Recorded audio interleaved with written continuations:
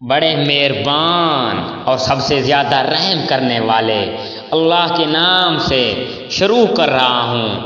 دیکھ لے کہ ان میں ایک کو ایک پر ہم نے کس طرح فضیلت دے رکھی ہے، اور آخرت تو درجوں میں اور بھی بڑھ کر ہے، اور فضیلت کے اعتبار سے بھی بہت بڑی ہے۔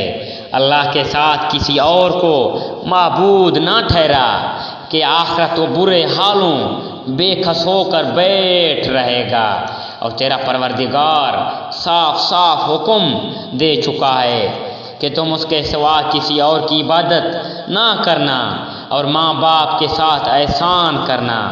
اگر تیری موجودگی میں ان میں سے ایک یا یہ دونوں بڑھاپے کو پہنچ جائیں تو ان کے آگے اف تک نہ کہنا، نہ انہیں ڈانٹ پیٹ کرنا، بلکہ ان کے ساتھ ادب و احترام سے بات چیت کرنا، اور عاجزی اور محبت کے ساتھ ان کے سامنے تواضع کا بازو پشت رکھے رہنا، اور دعا کرتے رہنا، اے میرے پروردگار ان پر ویسا ہی رحم کر جیسا انہوں نے میری بچپن میں میری پرورش کی۔ جو کچھ تمہارے دلوں میں ہے اسے تمہارا رب بخوبی جانتا ہے۔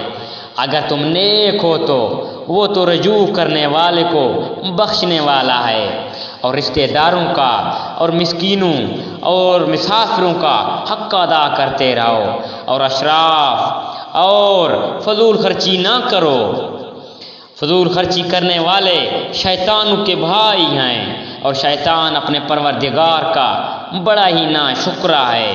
اور اگر تجھے ان سے منہ پھیر لینا پڑے اپنی رب کی اس رحمت کی جستجو میں جس کی تم امید رکھتا ہے، تو بھی تجھے چاہیے کہ عمدگی اور نرمی سے انہیں سمجھا دے، اور اپنا ہاتھ اپنی گردن سے بندھا ہوا نہ رکھ، نہ اسے بالکل ہی کھول دے کہ پھر ملامت کیا ہوا درماندہ بیٹھ جائے۔ یقیناً تیرا رب جس کے چاہے اور روزی کشادہ کر دیتا ہے، جس کے لیے چاہے تنگ کر دیتا ہے۔ یقیناً وہ اپنے بندوں سے باخبر اور خوب دیکھنے والا ہے۔ اور مفلسوں کے خوف سے اپنی اولاد کو نہ مار ڈالو، ان کو اور تم کو ہم ہی روزی دیتے ہیں۔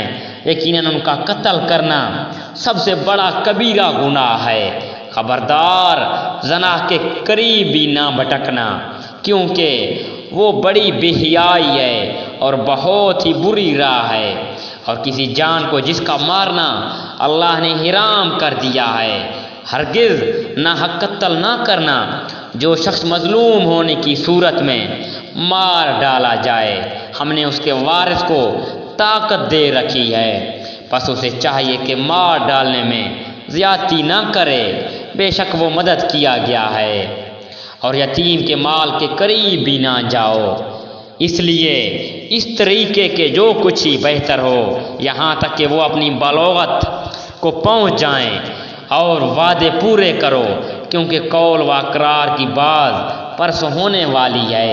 اور جب ناپنے لگو تو بھرپور پیمانے سے ناپو، اور سیدھی ترازو سے تولا کرو، یہی بہتر ہے، اور انجام کے لحاظ سے بھی بہت اچھا ہے۔